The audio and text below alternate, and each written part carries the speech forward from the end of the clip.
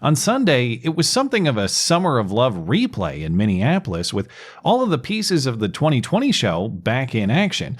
A flash mob of violent degenerates blockading an otherwise open street, hostility toward drivers, and then accusing those drivers of somehow being terrorists, instead of the people waving an actual terrorist flag. And that is no exaggeration. In this Israel-Palestine debate, I didn't think anybody was actually pro-Hamas. I thought that was just a straw man against Israel critics. Well, at least in this particular case, I stand corrected. Because here's the Hamas flag proudly four-wheeled down the street to fire up the crowd by a guy in a ski mask like he's on the terrorist team in Counter-Strike. It's a perfectly clear image that clearly refutes any claim otherwise. No, it's not the Saudi flag or anything else that looks similar. It's just the Hamas flag. Not that they're trying to hide it in any way regardless. The mob assembled just off the interstate on Sunday afternoon, blocking traffic without any permit to do so, creating that classic situation where drivers who are entitled to the road start getting impatient and start trying to move through the mob. And then the mob gets very angry and starts attacking them. And there is absolutely no police control of the situation, which, as we'll get to, was apparently the intent. As we can see in some overhead drone video, one driver starts pushing through the crowd very slowly because he's trying not to hurt anybody, actually.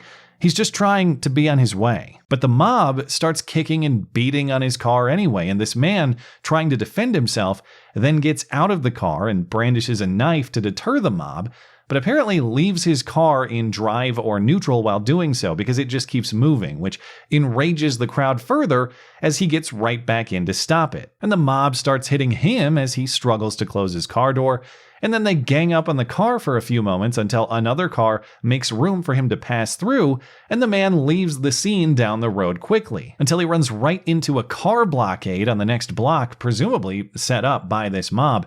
As he moves down the street, several thugs chase after him until they get to his car again and beat on his car again until he U-turns and heads back down the street to the original site, dodging a few more Palestinian flag tossings, and then turns right to make his escape. Immediately afterward, there were accusations that this driver was a counter-protester who targeted these peaceful demonstrators and tried to run them over. But of course, there is no evidence this man had any political motivations. Like most instances of exactly this sort of incident, he's just a guy trying to move legally down the street. As we saw earlier when he exited the car, and as we can see even more clearly in another video taken by the mob themselves, he's just an old man, and if they'd like for him to drive more carefully, well, perhaps it's best not to pepper spray him in the face right before giving him an immediate need to hit the gas. Where you going now?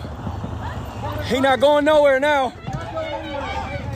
He not going nowhere now. There was also an allegation that the driver fired a gun at this mob. Likewise, there's no evidence of that either, at least gunfire from the driver, as though such a thing would be unjustified anyway. Because if you present a guy with a threat like this, and then continue the threatening behavior even after he tries to leave, well, then you deserve to realize your die-in protest. They should just be thankful to be able to get up to test fate another time at all. And here's another interesting fact about that pepper spray video. It was taken by a current candidate for city council. His name is Zach Metzger. He apparently has the Hamas nomination for Ward 13, and he's running to be the change that you asked for. And if you didn't ask for that change, well, tough.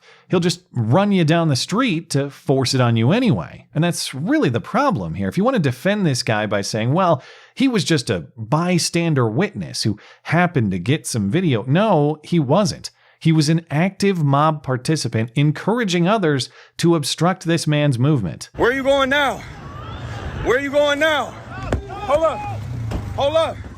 He not going nowhere now. He not going nowhere now.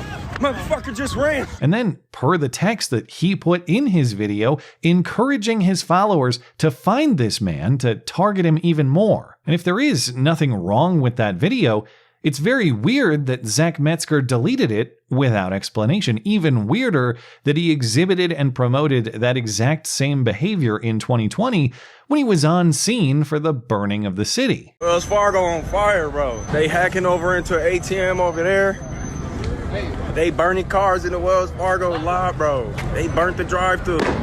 But sure, that is a guy running for office to clean up the crime, not to perpetuate it. Please don't be misled by his own repeated posts otherwise. And Zach Metzger has now, very predictably, made himself the victim of this incident. After he deleted his incriminating Instagram video, he posted a new one insisting that the old man was actually the aggressor. I released a video yesterday of an old man driving through a peaceful protest. The man gets out of his vehicle with a knife.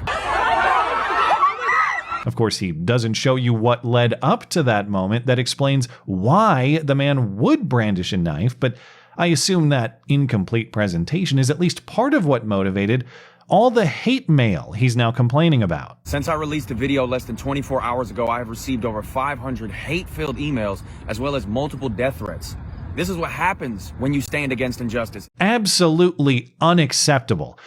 Only 500? That's not nearly enough. Make it 501. You are bad, and you should feel bad. Futurama people will know that one. Send. And of course, we're supposed to believe that people sending him messages on his public messaging system that he uses to promote his run for public office, that's somehow outside First Amendment boundaries. But attacking an old man on the street, and then chasing him down to attack him more, and then encouraging followers to find him and identify him to attack him still more, well, that is really the core of First Amendment free speech. Attacking people that are using their First Amendment right to stand with Palestine, the protesters were shocked. See, the violence is actually speech, and the speech is actually violence, though, in fairness, communists do get a lot of things backwards. But he says all of this as though you can't go look at the footage yourself that shows the mob surrounding the old man's car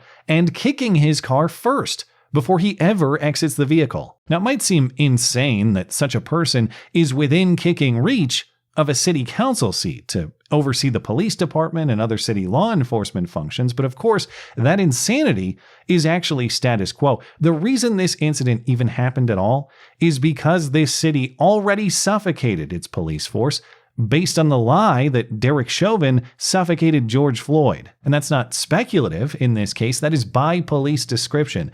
Minneapolis police just let this happen, according to dispatch audio, strategizing over how and when to deploy police resources to this scene. And the decision was, don't. Let's try and keep as many squads out of the area as possible. Just check on that officer that's up on 15th, and then we're going to back out. Yeah, so we don't really want to get cops too close to this. Seems like they're moving into Loring Park.